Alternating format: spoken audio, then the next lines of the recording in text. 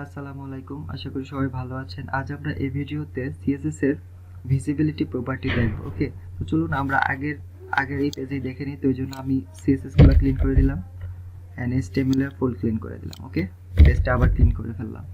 তো এখন এটার মধ্যে আমরা ভিজিবিলিটি প্রপার্টি দেখব। এই জন্য আমি ফার্স্টে কিছু ট্যাগ নিয়ে নিই, 2টা 3টা h2 ট্যাগ দিলাম।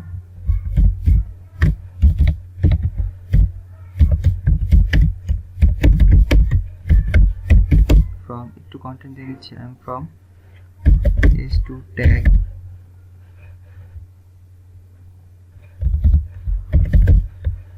okay, then I am আরেকটা ট্যাগ নেই, আরেকটা h1 বানিয়ে দেই from h1 tag। ওকে, দুইটা ট্যাগ নিলাম, আরেকটা p ট্যাগ নিই। আচ্ছা, p ট্যাগটা p ট্যাগটা নেই, p ট্যাগ নিলাম, বাট এটাকে আমরা মাঝখানে দিই p ট্যাগটাকে, তাহলে ভালো বোঝা যাবে।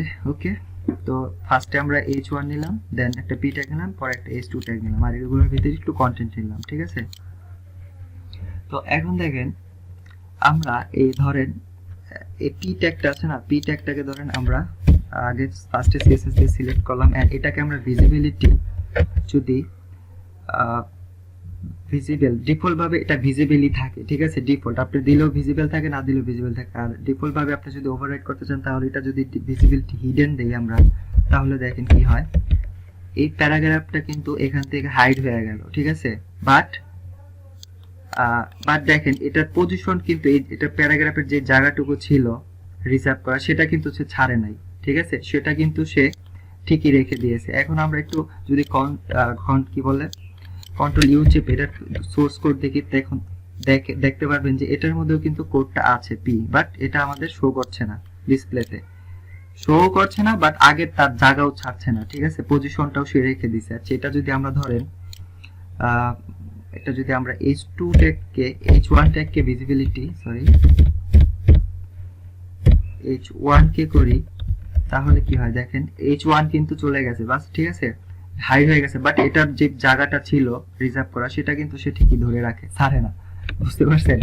দেন আপনি যদি h2 কে দেন তাহলে দেখেন h2 কিন্তু হাইড হয়ে যাচ্ছে, কিন্তু এটার জায়গাও কিন্তু সে ছাড়ে নাই। বুঝতে পারছেন? বাট এটা সবচেয়ে ভালো বোঝা যায় p, কারণ p যেহেতু মাঝখানে আছে।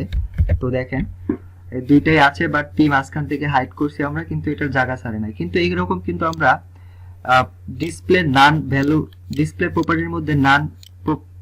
প্রপার্টির মধ্যে নান ভ্যালু দিয়ে এরকম করা যেত। ঠিক আছে, বাট ডিসপ্লে ওটা কি হতো, কি বলে, সেটা হাইড হইতো এন্ড এই জায়গাটা সে ছেড়ে দিত। ঠিক আছে, চলেন সেটার পার্থক্যটা। আচ্ছা, তো আমরা এই display none and visibility hidden এটার মধ্যে কিন্তু প্রায় সেম ইফেক্টটা কিন্তু সেম। দুইটাতে আমাদের ট্যাগটা অথবা এলিমেন্টটা ভিজিবল মানে ডিসপ্লে নান হয়ে যাচ্ছে, মানে হাইড হয়ে যাচ্ছে, যাই বলেন, কিন্তু এটার মধ্যে সিম্পল একটা পার্থক্য আছে। ঠিক আছে, কেউ কি বুঝতে পারছেন? আশা করি কেউ পারছেন, কেউ পারেন নাই, বাট নো প্রবলেম। যারা না পারছেন আর যারা পারছেন তারা তো ভালো, যারা না পারছেন আমি নেক্সট ভিডিওতে এটা ছোট্ট একটা পার্থক্য দেখিয়ে দেব। ঠিক আছে, তো ভালো থাকুন, সুস্থ থাকুন, দেখা হবে নেক্সট ভিডিওতে। আল্লাহ হাফেজ।